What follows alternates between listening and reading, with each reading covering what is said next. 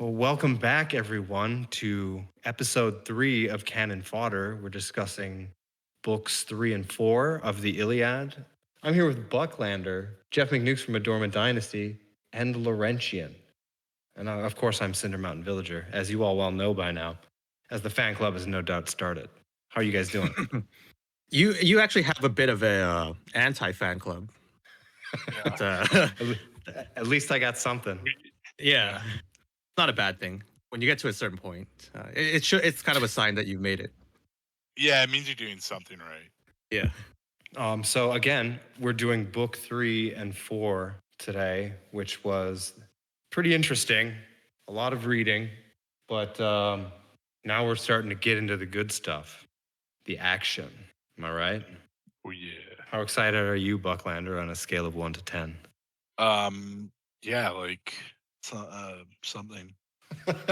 Okay, guys, just settle down. Okay, I know that you've been waiting for this. Give me 1 second. Excuse me. It's contagious. It's the coof, baby. It hits us here, even on the plains of Ilium. So, book 3.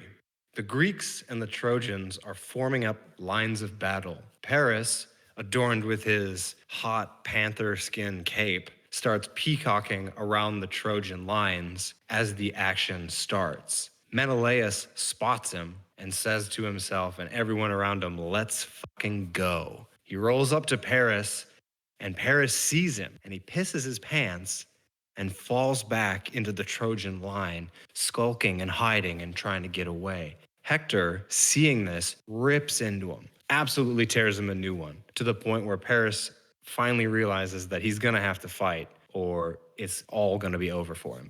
So Paris agrees to fight Menelaus. Hector and Agamemnon stop the fighting. It takes a little bit. Hector's telling all his guys to sit down. He's still getting hit by arrows, but they're not going through. Agamemnon sees it and is like, okay, cool it. I think Hector's trying to say something. Hector proposes to Agamemnon that, look, there should be a duel. There's been so much fighting, so much garbage. Let's just do this. You grab Menelaus, I'll grab Paris. We'll have them fight. Winner gets Helen and all her treasure. A truce is then called between the Greeks and the Trojans. So this is happening. They've agreed they're going to set up this fight. And on the gates of Troy, Helen, Priam, and a whole bunch of Asia Minor tributary states and their lords gather, set out like chairs to watch this duel. And Helen and Priam talk about what's going on, and Helen starts pointing out a lot of these Greek leaders and talks to Priam about all the amazing things that they've done. The Greeks send a messenger to Priam and say, hey, we're going to do some sacrifices to the gods before this duel. We want you down here. So Priam goes down, participates in the sacrifices. They kill a white goat or a white lamb and a black lamb. They sacrifice them to these sons of bitches they call gods, and everything is supposed to be okay. So the duel begins.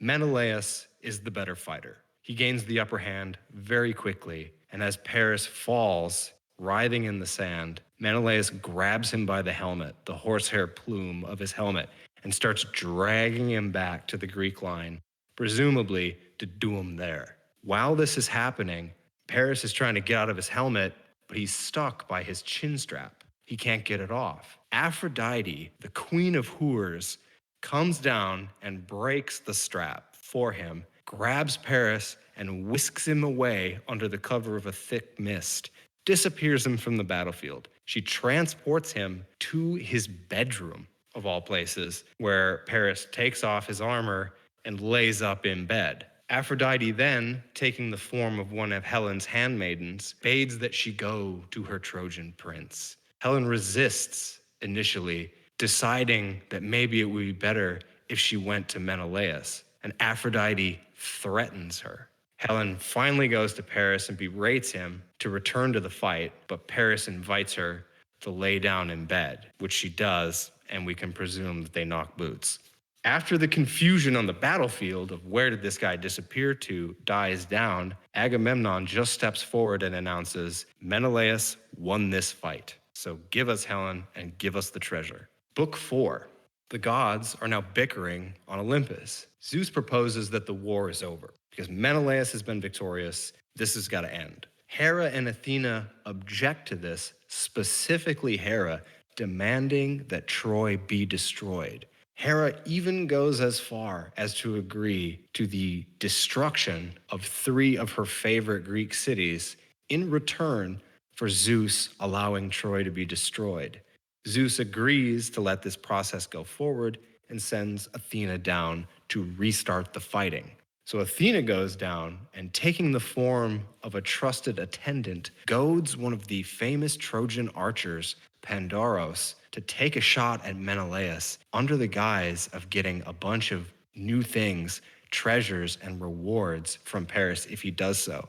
Pandaros strings his heavy oriental bow, made of multiple ibex horns tied together, and shoots at Menelaus's neck. Athena then taps the arrowhead, redirecting the arrow away from his neck and into what one of my translations referred to as a pubic mound, which I can only imagine is somewhere in the pelvis area. The wound is not fatal, and the arrow is extracted in the field. During this time, Agamemnon is right next to Menelaus' side as this thing is being done, just lamenting, head in his hands, like, oh, my brother, don't die here. I've killed you. My desire to sack the city has killed you. What have I done? Please don't die. Arrow comes out. Menelaus says, I don't think it's that bad. Agamemnon gets up, fire in his eye, and orders his armies to war. The armies then charge each other, meet, and the killing begins in earnest. And this is where it gets pretty hairy. And interestingly, in some of these translations, is the specificity of the killing process. Thanks, Villager. Now, I have to ask, what is the proper way to, or when the Greeks and the Trojans decide that this is going to be settled man to man, one-on-one, is that something that can only occur in fiction, or was there actually a historical period when such a thing was possible? Well, if you think about, we definitely know that this sort of thing happened in Japanese warfare, that you'd have 2 samurais fighting and no one else would intervene because it wouldn't be cricket to intervene and mess about with what's happening. You let them have their honor. Plus, it's infinitely more economical for the lords on either side to say, yeah, we can always charge them if we don't like the outcome. Well, that's different. There's 2 things the way I might have misunderstood Jeff's point. There is letting the battle be decided by single combat, which is one thing. And then there is, in combat, in a battle, letting individual little duels take place without interfering. And I think But I do, both. yeah. Sorry, Villager, but like I just want to be clear that there's 2 different things there. But they both do indicate this kind of culture that is, I guess, romantic. And there's something really beautiful about that, that I can't imagine modern day military conflicts being settled that way. No. I have often wondered if we could develop some sort of American gladiators for international geopolitical disputes, to where we can, instead of going to war, settle it on the mats. No, and I'll tell you why. Because the modern state doesn't have warriors. The modern state has soldiers. And soldiers are replaceable units in a machine. Whereas warriors are individuals with histories and personal honor that doesn't have any relevance to the modern state and to soldiers and to militaries. So you can't have a warrior in, as much as like the US Marines will look around and be like, yeah, we're warriors. They're not warriors. Because the whole point is when Sergeant whatever dies, there's another guy who has almost identical experiences to him to be slotted into his position. Whereas the death of, like, Big Ajax is irreplaceable as Big Ajax.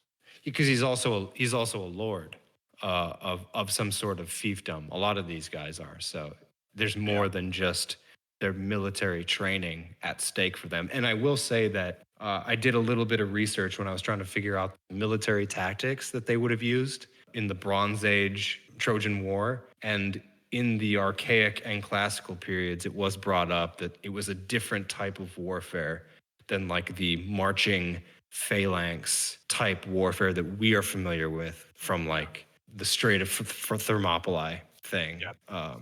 That's not emerged yet. Yes, and it won't emerge for some time. This is very much like Kraken 300 years out of the Stone Age.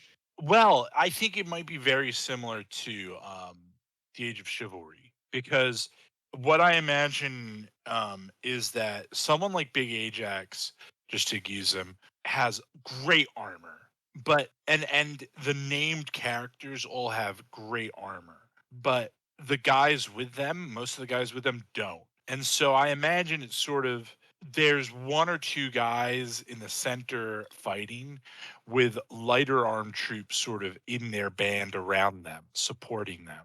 And so there's some unit combat going on here, but it's very much in support of the one or two guys. So there isn't enough armor on them to do a proper phalanx anyway, because that's not universally available. But there is a sort of, you don't hear it about how Ajax's squire hands him another spear when he breaks his, but I kind of assume that that's going on.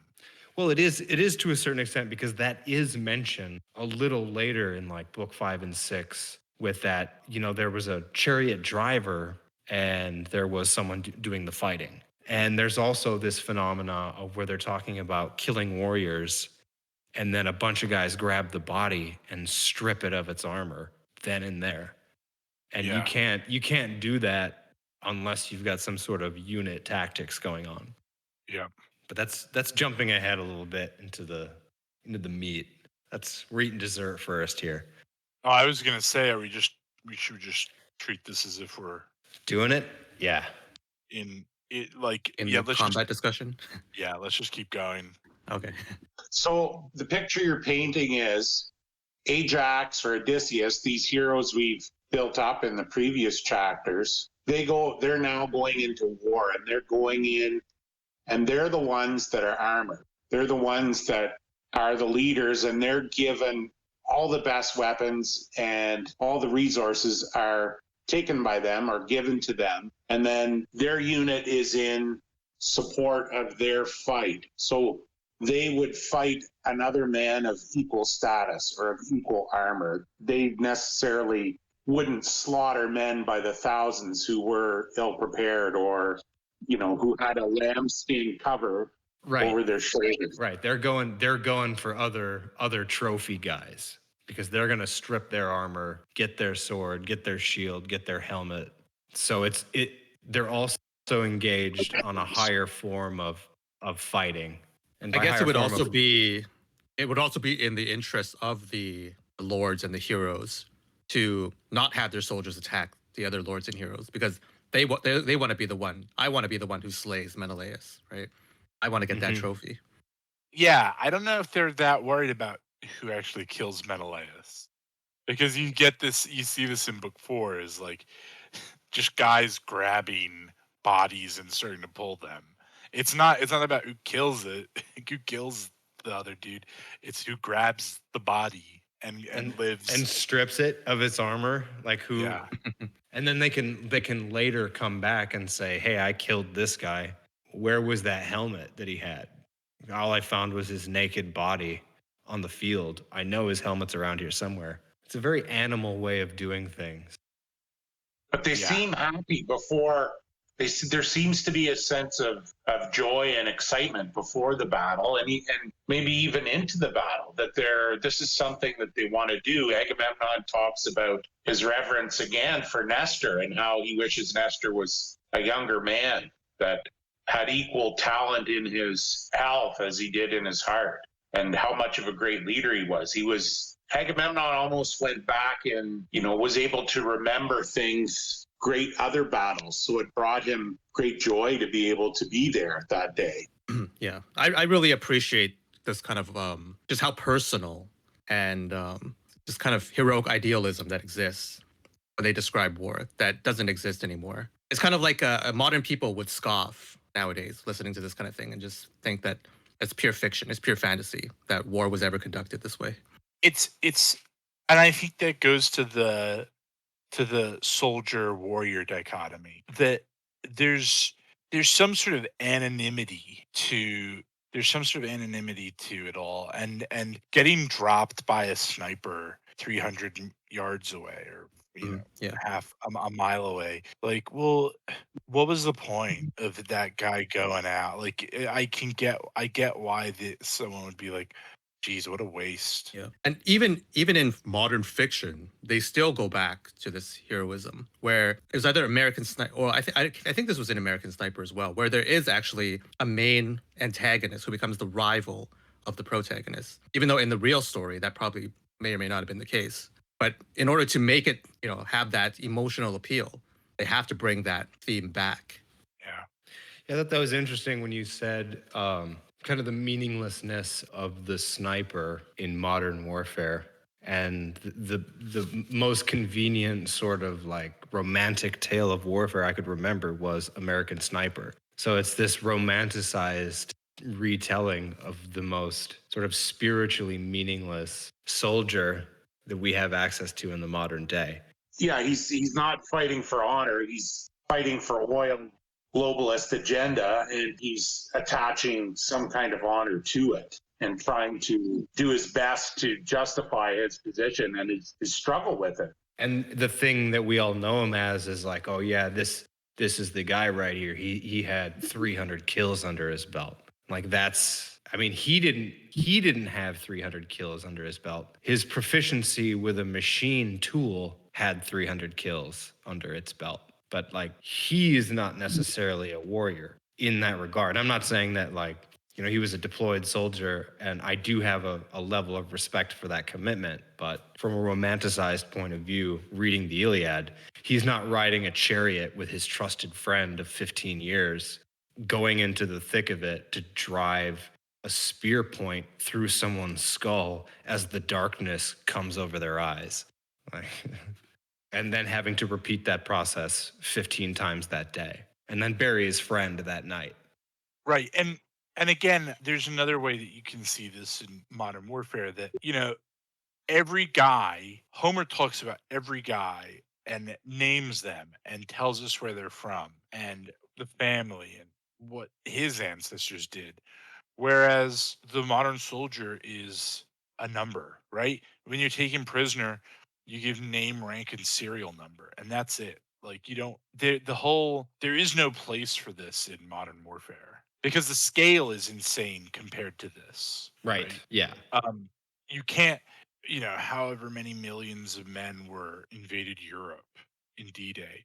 I mean, there is a similarity here in that there's about Homer says there's something like 50,000 Greeks outside of Troy, which is a lot of people think is like implausible, but actually there's a logic to 50,000, which is that 50,000 troops has pretty much, since you were able to deploy troops, has been the number of that an army could manageably be, and it still persists today, right? Like, anything larger than a 50,000 deployment is unwieldy, and so you need to start thinking about, when you hit that number, you need to start thinking about having a second army in the field rather than just one big one. So, Napoleon wouldn't march with like 400,000 men in a single column. It would be, groups of armies.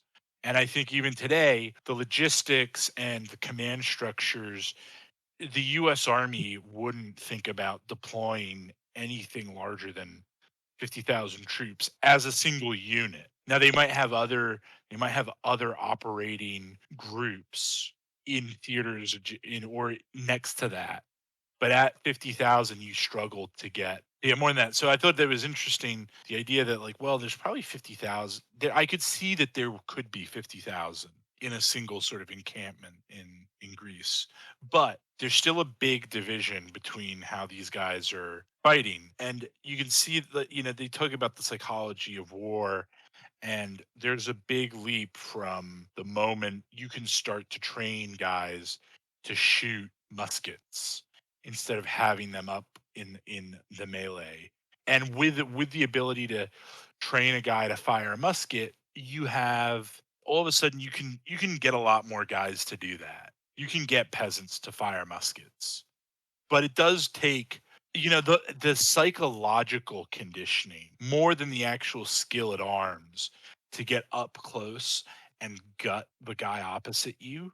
That's a much bigger ask for a peasant than it is to drill musketry. I want to rebut that a little bit. And I want to say that these guys are farmers. They're used to killing animals, maybe not by the hundreds in a large scale, but you've got to somehow take the idea and frame it that you're killing your enemy, you're not killing your friend. And your enemy is what you need to kill to survive. And I think these guys can very easily get into the mind frame of murder, very easily get in the mind frame of killing somebody while they're lying.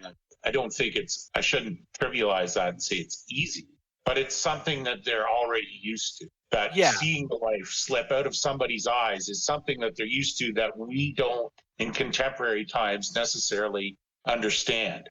These guys can. I'm not saying these guys can't. These guys are conditioned for it. I'm thinking about by, this the era prior to musketry, the 15th and 16th century, prior to mass muskets, right? A German in the 30 Years' War who's been pressed into service and now is in the pikes, is a pikeman.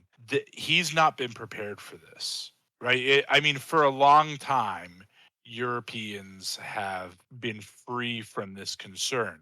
Yes, they've gone to the levee. Yes, they've done a little bit of drilling with arms for 1200 years, but they're not Vikings or Greeks who go on a raid every summer and have probably seen it. The last 1,000 years of our history, we haven't been doing that. And I'm talking about the transition from the nation state period. So the last 400 years and maybe a little bit before that, and the transition from that to muskets. And it suits the nation state to use muskets, right? Because if you've got a bunch of rather soft guys who aren't conditioned for this, then using a musket's easier. What they do in the English Civil War is the pikemen wouldn't even really like poke each other with pikes. They would literally just get together and push each other. And that was because they didn't want. I mean, I assume part of it was they didn't really want to stab their countrymen on the other side. And maybe part of that is also something that's developed, later in our history, which is the tragic view of war versus the heroic view of war. So when you bring up the English Civil War, it's like, oh, it's such a tragedy, brother against brother, countrymen against countrymen. This could have all been avoided in an alternate timeline or something. Whereas when you look at things like the ancient Greeks, it was like war was kind of embraced. It was an accepted part of life, but it was also, here we go, boys. This is what we've been training for our whole life.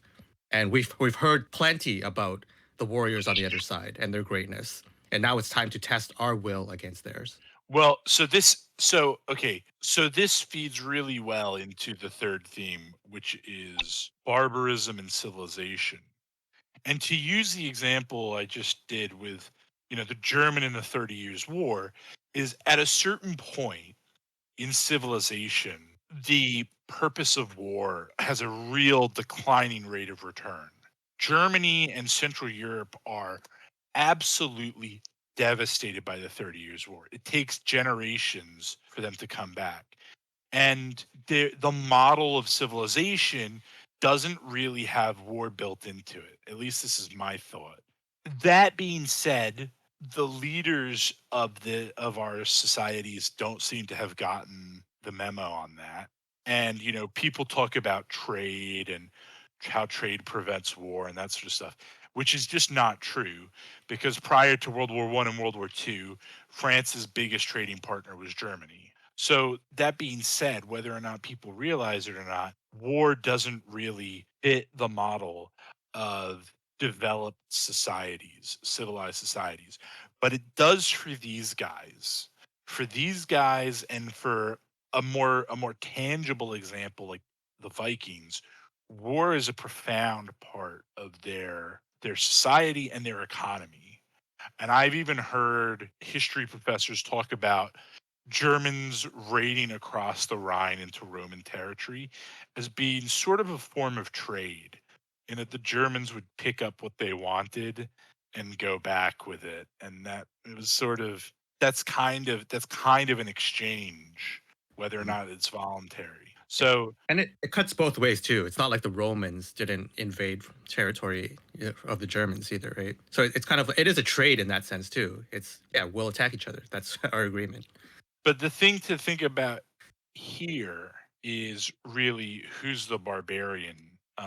Because it seems to me that the Greeks are the more barbarous, which is odd because we often use the word Greek as being sort of synonymous with civilized.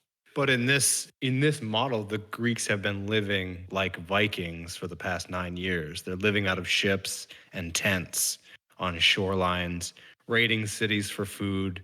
They sent Achilles out when he picked up Chryseis, he was on a food raid, sacking cities around the area to bring back food and spoil for the army. All while their main objective was Troy. So they're living like Ostrogoths. They're living like Vandals, these moving tribes, the nomadic raiding tribes. Even though they all have probably beautiful homes in cities at home, they're not close to those things. Troy, on the other hand, is landed on their home turf. All their supply lines are still up and running because the Greeks are trapped between the beaches, the plains of Ilium, and Troy. And Troy has a land side as well. So all their supply lines are open and they keep getting fed by all their neighboring provinces and tributaries. So they're not going to crash, and Agamemnon does not have enough men to encircle the city. He's really only stuck on this one side, so all he can do is raid, and that's, as we understand, a barbarian tactic. So does that make them the barbarians then? Is that how we are gonna define barbarism? Tactics? Well, Or I think that the Greeks are they morally right by our understanding in the premise for this engagement? Are they morally correct? I would say so. Yeah. See, that's where I would disagree because I don't think it's moral to drag two nations to war and lead ultimately to a city's destruction over Menelaus getting cucked. Yeah, that's their justification for it. They're not motivated by it. They're justifying it kind of after the fact, I think. They see Troy as this great, wonderful place, and they're just looking for an excuse to go and take it because that's what they don't own. They don't have that, so it's something that they want. So it's a very emotional decision, and I think you see that with Agamemnon through the third book. His emotion about the great joy of the battle. That's not something that someone who's looking to build a civilization or to maintain a civilization talks about or admires. And to back that up, right, in book 4, around line 200, right, Menelaus has just been hit by the arrow, and Agamemnon goes into this speech to his brother about like, oh no, now that you're dying, everyone's just gonna leave. And like Agamemnon doesn't really care about Helen. If he does care about Helen, it's to get her back. But he recognizes that no one else is gonna stick around. And well, what's the other thing Agamemnon wants? He wants to plunder. We know Agamemnon's a greedy guy from book 1. Achilles tells us that you take everything. My emotions, my passion want to agree. I think this is what I would do given to passion is call my brother and be like, "Get the boats, bro. We're going to Troy." And I don't care.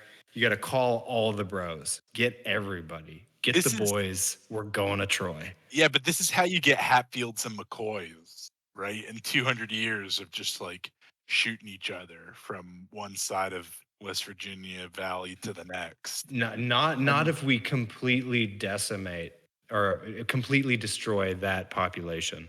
Well, I think Menelaus's duel with Paris is the correct answer. Yes. And I don't know what you do when Paris won't duel Menelaus. I don't know what the solution is there, but You let Paris die. You back it up, and you have honor in your decision. If that was such an honorable, then Paris sacrifices himself for that. so there's a failure. So we've been very harsh on Agamemnon up till now and the Greeks, but there's a failure on Priam and the Trojans. Thank you. Right? I was going to say, before I blamed Aphrodite for this war, I blamed Priam, because as the king of this city and the father of this civilization, you have to put Paris to death and return Helen. And It's the only way you Cassandra, could say it. right? And Cassandra has this moment in the the apocrypha of the epics, right, that we no longer have, where she tells Hecuba, who is Priam's wife, but not Cassandra's mother. Priam is Cassandra's father from a different woman. And Cassandra is tormented by, I think it's Apollo, to have visions of the future, but no one will ever believe her. And she tells Hecuba and Priam, when Paris is born, she goes, kill him, because he will be the downfall of Troy. And of course, they don't. But there's so much indulgence happening to Paris that this is allowed to happen. That a whole city, a whole nation, his brother, Scamandrius, his nephew, everyone, all the men die, and all the women get raped and thrown into slavery because Paris wants to bang Helen. He's a slave to his passion. He's a slave to his emotion. And so there's a failure of fatherhood here, because ideally a father would raise his son to not be a slave to that. But Priam didn't raise his son. Paris was given away to a cattle herder, and then so there was some barbarism in the fact that Priam wanted to had his son killed. He didn't do it himself. Yeah. That would be too honorable.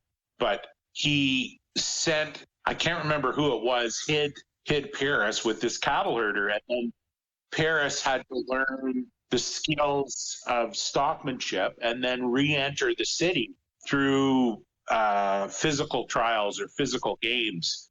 And he beat all of the other citizens in Troy to win that. So he won back his father's affection and understanding, and his father began to know who he was. That's a great point. And actually that is, there's very heavy shades of Oedipus in there, in which Priam, in order to avoid the fate of having Paris bring down the city, sends him out to be raised improperly. And in fact, trying to avoid fate brings fate on. Because if he had raised Paris himself, they probably wouldn't be in this situation. Well, and that's this situation, again, there's so many factors. The situation that they're in right now is because of Aphrodite. But if Paris wasn't there initially, having become one of the greatest livestock evaluators in the country, he wouldn't have been there at the wedding to judge who is the most fair, Hera, Athena, or Aphrodite. And Aphrodite, as we mentioned, made him the offer. If you give that golden apple to me, thereby choosing me as the fairest, I'll give you the most beautiful woman on the planet. I'll put a spell on her to fall in love with you. And that was Helen. And again, Aphrodite, say what you will about the emotional passions of the mortals, the immortals are pushing and pulling just as much. Right. What if Paris had given the apple to Athena? Well, you'd have Aphrodite and Hera conspiring against the Trojans instead of Athena and Hera.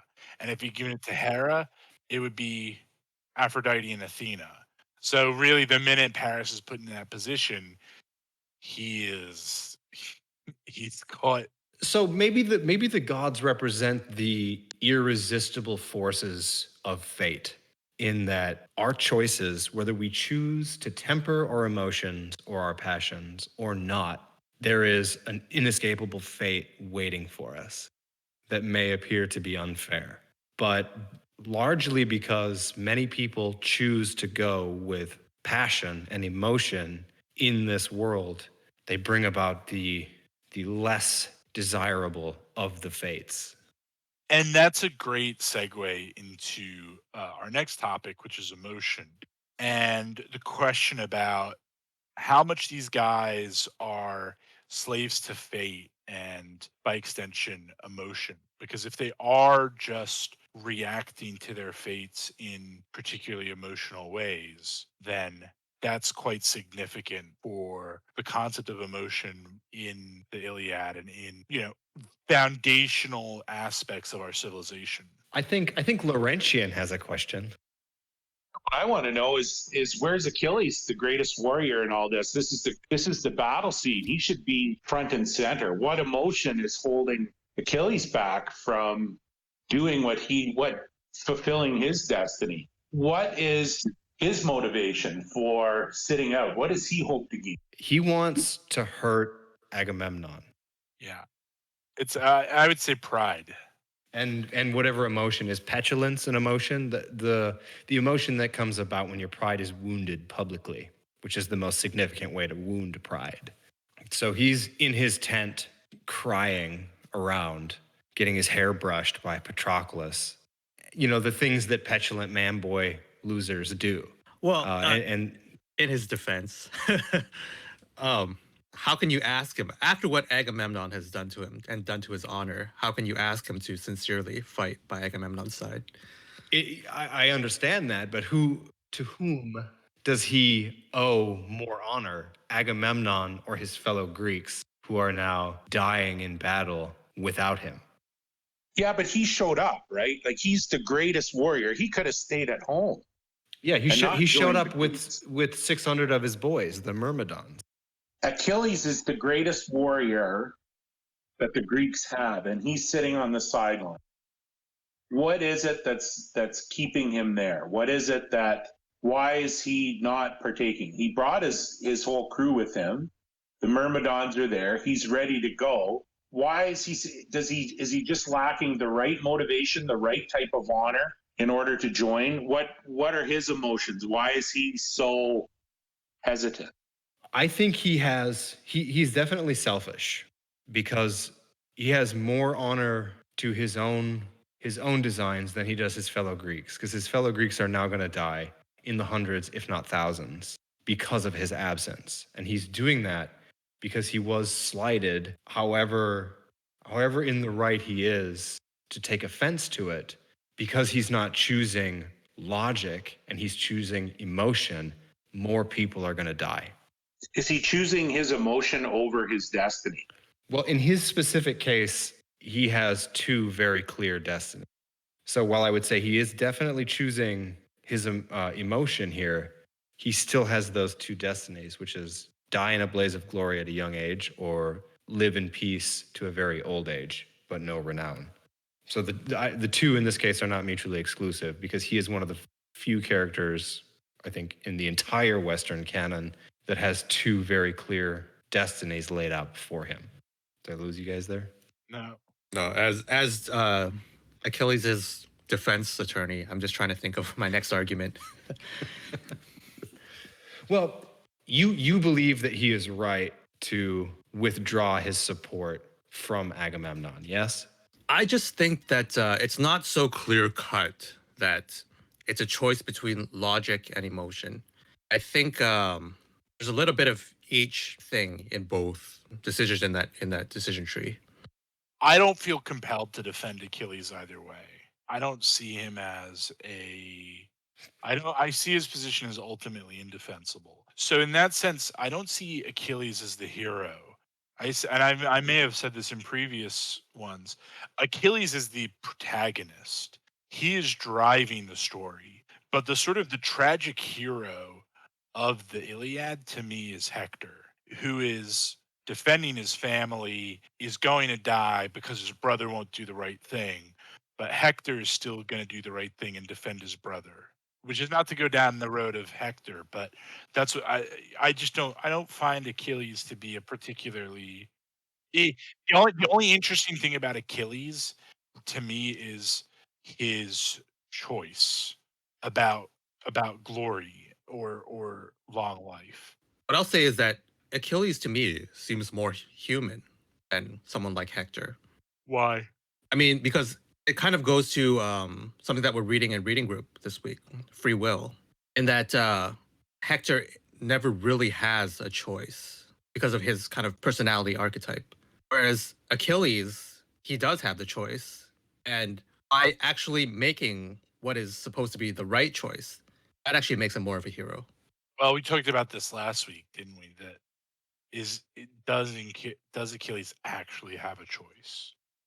And it's similar to Paris, right? And Oedipus. Oedipus's father exercised a choice to get rid of his son because he didn't want to die at the hands of his son, and he didn't want his wife to become his son's lover. And so he sends him out onto a mountain to die, where he's rescued by a sheep herder, and prophecies fulfilled. So there's always another like layer of the onion when it comes to fate and choice. Was it the fate of Achilles to choose that, or was it his choice to choose that fate? And I guess in another sense, Achilles is the one who goes through the character arc, right? The hero's journey character arc. And so his heroism isn't a kind of paint by numbers, this is how a hero should behave. It's not a dogmatic approach. It's an approach where he goes through this arc. In that sense, he's breathing new life into the dogma, right? Yeah, I would say that he has the most variant or discernible or variable and discernible character arc in the story, because he starts one way, goes here, goes there, makes a choice, returns. So of all the people, he goes through the most transformation. Yeah. And at the end of the day, as long as the hero ends back on the hero's path, and he has created a new path towards heroism. As he strayed, he did his own thing, and then he went back and he ended up in the right place. From our contemporary definition of hero, that's actually pretty interesting, because Hector is steadfast the whole way through. And though he may be the more heroic character, he's not the hero of the Iliad, even though he's the most heroic in nature and action. But again, Hector chooses logic. He pushes against emotion. And I think his emotion would probably compel him to kill his brother and offer him to the Greeks, because Paris, in his lust, is putting the entire city of Troy, including Hector's wife and infant child, in danger. And I think archetypally, the reason why a hero like Achilles is important, because not everybody can be like Hector. Most people can't. Most people have this emotional, irrational, passionate side. And so we can't look to Hector as somebody that we can emulate. And so we have to have these heroes who have these flaws and go through these arcs, because they represent to us how we as flawed human beings can approach heroism if we can't approach it via a steadfast route. Hmm. And Hector dies, right? Like Paris lives. Yeah, Hector's spoiler the alert. honorable, right? Yeah. So Paris doesn't live, does he? But in the Iliad, it ends with pretty much the last sort of chunk of the Iliad is the death of Hector, and then Priam going to Achilles to get the body of Hector back. Yeah, the ending scene is the burial of Hector. But my point is that honor gets him killed. Yes, it does, and in a fairly inglorious way. Yeah, because he breaks at the end. Tragic. That actually hurt my heart a little bit. Yeah. Well, that's what the lust for battle gets you. Good men dead and cowards living to die in another book. Speaking of lust, that's a great segue into which I will remember this time to talk about the conversation between Aphrodite and Helen on the wall. And Aphrodite, of course, being the goddess of beauty and presumably also lust. She is the fertility goddess. Yeah, it feels wrong to say that she's the goddess of love because there's not a lot of love like that I can see. There's a lot of lust and there's a lot of, and this might be me speaking of a notion of love not acquainted, that the Greeks weren't acquainted to at this time, which is agape, but a real deep love doesn't seem to be here. And you can see that by Helen sort of being the wife of two men. And so this happens after Paris has just been whisked from certain death at the hands of Menelaus and off to the bedrooms. And Aphrodite then shows up and tells Helen to go to him. And it's interesting to note something that happens in the conversation between the two of them. This is not just God talking to mortal. These are half sisters talking to one another because Helen's father is Zeus. And I think there's something interesting there that, like, if my half brother showed up and started talking to me like this, I'd tell him where to go. But then he isn't a Greek god. So So why is it that Helen doesn't have any godlike special powers other than being the most beautiful woman? Yeah. yeah, I think her beauty is like Hercules isn't omnipotent in his strength. He's just really strong. And I think the same thing for Helen. Like Helen is just really pretty. Achilles is a really good fighter. Paris is also really pretty. Mhm. So what is it that compels Aphrodite to save Paris? Her vanity and her agreement. Like, this is her chosen favorite boy who chose her. And so this becomes her toy, her plaything, just like Athena loved Odysseus or loves Odysseus because he's wise and calculating and sneaky. She loves those things about him. Paris is beautiful and what is it? Fleet-footed, swift-footed. There's another term they use, godlike. He represents a lot of the attributes that Aphrodite loves. Isn't Hera against Troy and Paris too? Isn't there an Yes. argument between Aphrodite and Hera? Yes, because Hera also was in that contest of the fairest, in which Paris overlooked her in favor of Aphrodite. She offered Paris, I think it was kingship over Asia Minor as a reward for choosing her, and he went over that. He passed over that for love. What was Athena's offer? Victory Wisdom in in every battle. Yeah. I think I'd take Asia Minor personally. Well, now you would. Well, no, now I wouldn't. Well, I don't want to rule over the Turks. Come on. I've also read that objectively, actually, Hera was the fairest, but Paris chose Aphrodite because of the deal, and it wasn't an objective. Objectively, it was a wrong decision. And was this in Hera's autobiography that you read? Yeah. Wiki Olympus. The Lies of Aphrodite by Hera. Yeah. I think that book would actually go. So put that on the Iron Age list of products. Aphrodite and Her Lies. I think it would go. I think, fourth wave feminists would eat that shit up. It'd be sort of like perennialism meets feminism. Well, I don't know what I can't remember what wave denotes what, but I always assumed feminists should be more Athena. But Well, okay, fifth wave.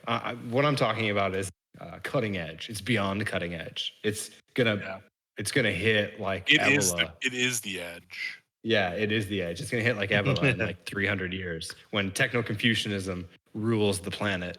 This is gonna be the subversive material. Anyway, that's a digression. And Bucklander Ozymandias statues are in every great city.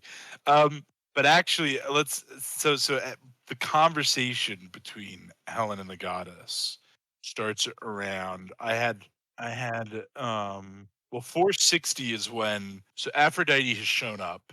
She saved Paris, and now she's told Helen to go to him, go to Paris. So there's this great moment where Helen rebukes Aphrodite and she goes, "Maddening one, my goddess, oh, what now?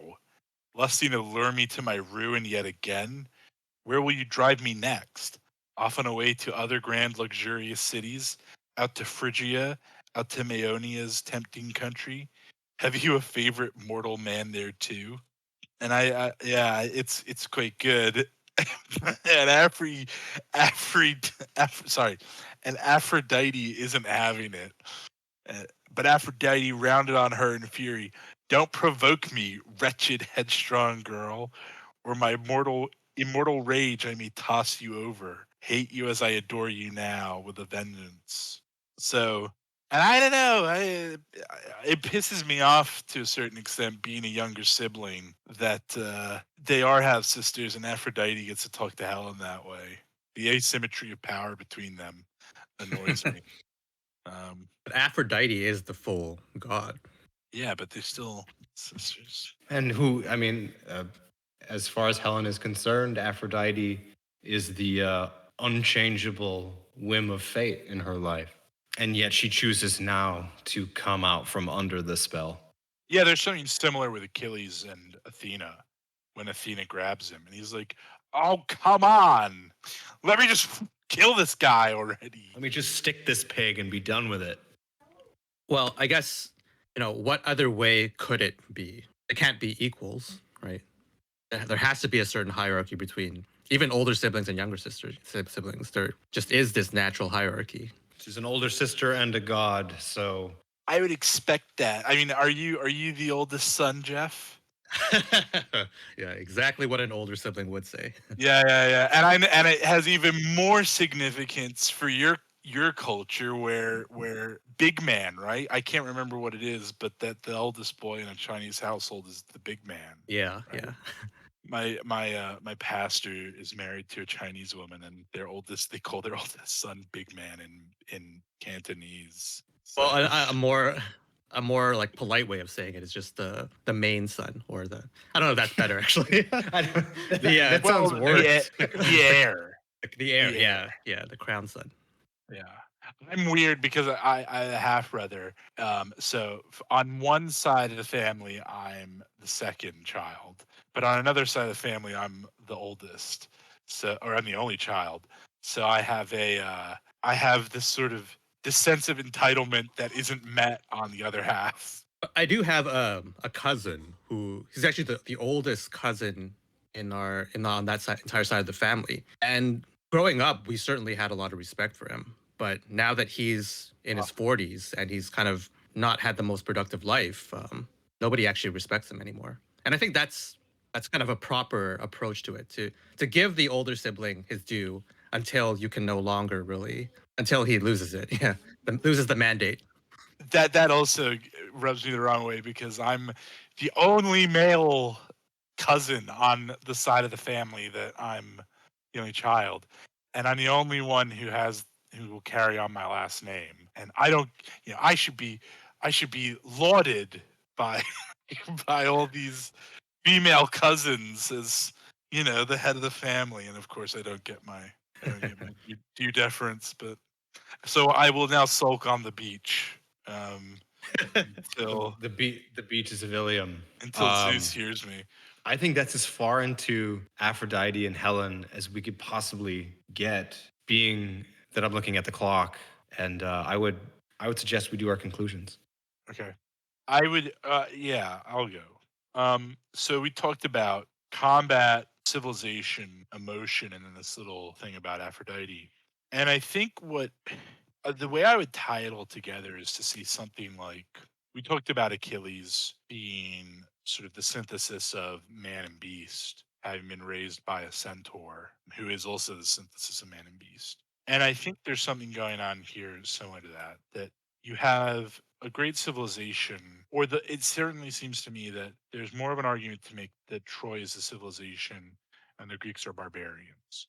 No Greek city state could stand up to Troy. So there seems to be some sort of metaphorical war going on, or an allegorical war between civilization and barbarism. And the combat feeds into that. And there's a sort of a personal combat as well that goes into the struggle that we all deal with our emotions, and how those emotions seem to be us surfing this wave of fate and choice.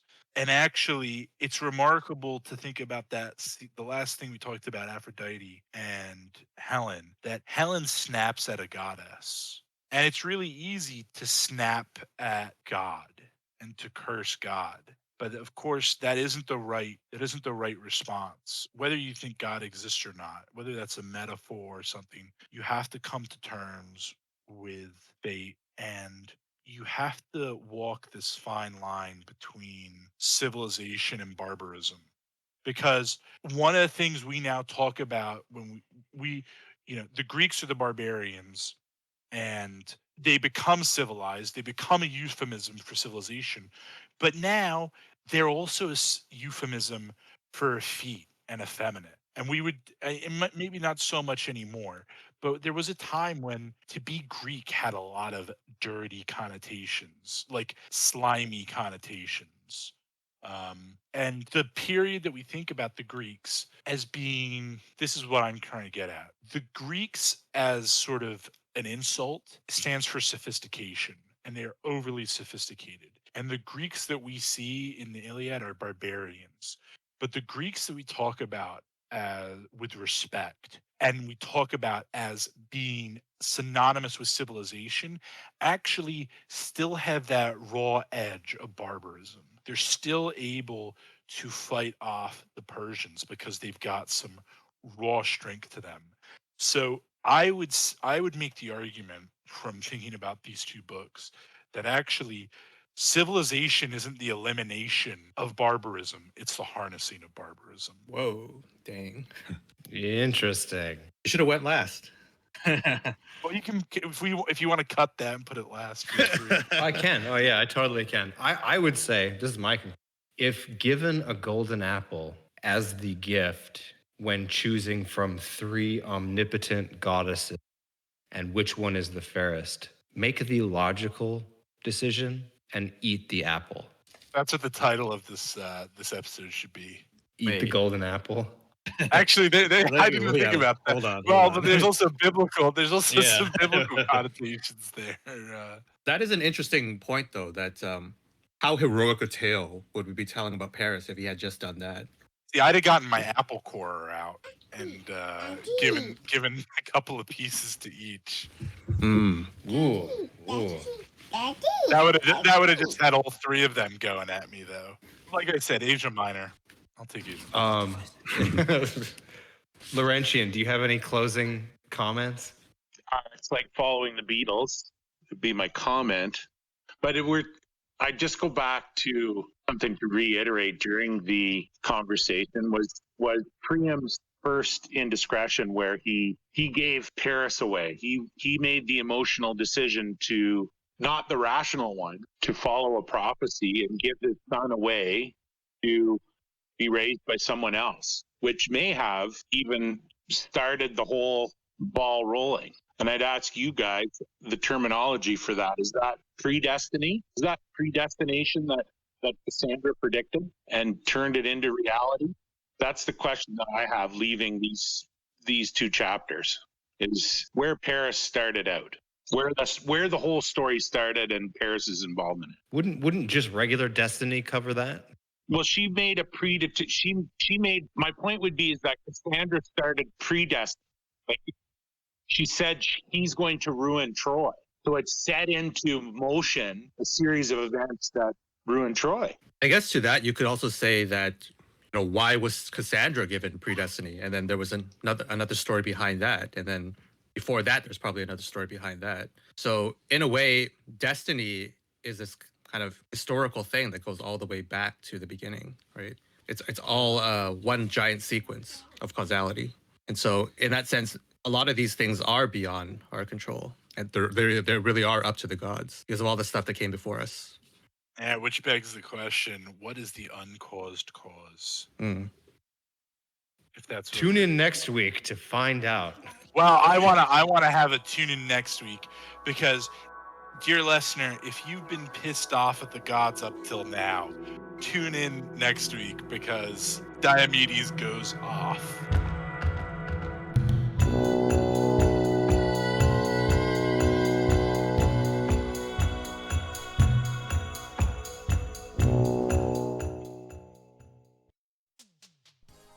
Hey, you made it to the end. Good for you. The Iron Age Archive Project is excited to offer NFTs on OpenSea, the world's largest NFT marketplace. Each unique set is specific to an episode and one of a kind.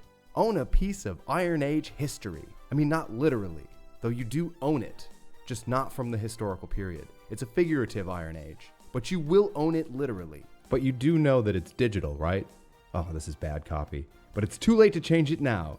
Exclusive Iron Age Archive NFTs now on OpenSea. Outbid your friends. Outbid your family. Outbid your mortal enemies with Iron Age Archive NFTs. Links in the description.